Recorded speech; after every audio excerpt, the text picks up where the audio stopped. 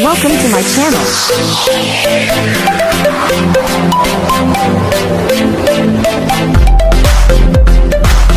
Hello everyone! Welcome back again to my channel.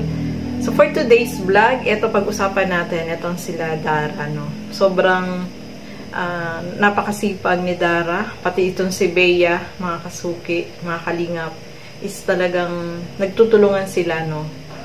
Yung pagbisita ni Kalingap Rob is biglaan po yun. Kaya hindi niya, sila Dara ay hindi niya alam na pupunta itong sila Kalingap Rob.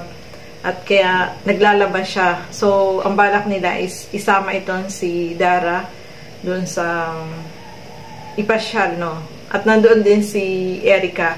So, naabutan nilang naglalaba itong si Dara, kaya lang marami yung labahin. Sabado at Linggo pala siya naglalaba, no?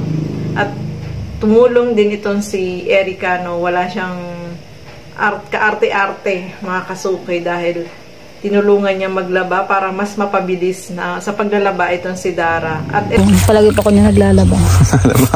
Kasi po pag po, hanggang Lunes tas Friday, may pasok po kaya di po nakakapaglaba. Ngayon po natatambakan ng labahan pag Sabado Linggo. Gusto mo ba ng washing machine, Dara? Para di ka mahirapan maglaba. Sa tingin ko kailangan mo ng washing machine, no? Opo, kasi sobra po. Bilan namin kayo ng washing machine kasi hirapan ka talaga niyan eh. Paano ka nag-ano na yung tubig mo? Paano yung tubig mo? Saan galing? Doon po sa may balon.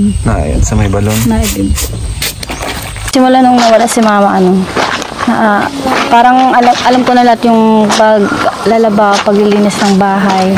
Lahat ko na natutunan. Sanay ka na lang. Oo. Kasi wala naman ibang gagawin nito kundi ako lang. Grabe, ang galing. Thank you, Ate Erica. Napalaba ka pa tuloy. Okay lang yun. Wala yun, syempre. Bilang kapatid, tutulong na ng Ben. Ito naman si Bea ay merong hindi magandang nangyari na nasugatan siya, no? Nakita natin na nagbabalat siya ng balinghoy na lulutuin nila. Kaya nasugatan siya. Sobrang masakit siguro, malami yung lumabas na dugo. Kaya napaiyak siya, no? So, sobrang kawawa po sila kasi yung damit nila is natatambak, no? Isang linggo, dalawa sila. Talagang tatambak yan kasi Lunes hanggang Biyernes ay hindi siya nakakapaglaba dahil anong oras na nakakauwi, gabi na rin, hapon na. Wala nang time para maglaba, no? So, ang araw ng Sabado at Linggo talaga yung paglalaba. So, nakita natin na tambak yung labahin niya at tumulong na talaga itong si Erica na magkusot ng damit nila, no? So, napakasipag din ni Erica kasi talaga siya, tinulungan niya, no? Nakakatuwa silang tingnan, mga kasuki. At eto naman si Kalingap Rob, nag-antay sila para maisama itong sila Bea at si Dara, no? Dahil paminsan-minsan lang naman yung paglabas nila. At kung titingnan niyo po yung sitwasyon nila, talagang sobrang maawa kayo sa kanila kasi mga bata pa sila, dalawa lang sila dyan. May lola nga pero hindi naman sila lagi dyan, no? Mag-solo lang doon sa bahay tapos sila solo lang din ng magkapatid.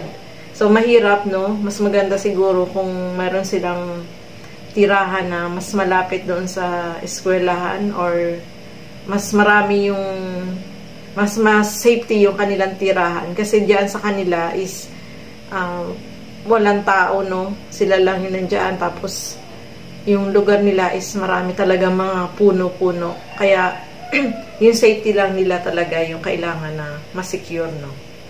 So ayan, maraming salamat po sa inyong panonood at lagi po natin supportahan Bal Santos Matubang, Kalingap Rob, at Edna Vlogs, at yung aking YouTube channel, Gandang Emmy. Sa mga hindi pa po nakapag-subscribe, please subscribe and please hit the notification bell para lagi po kayong updated sa aking mga ina-upload na mga reaction video. Maraming salamat po at hanggang sa muli.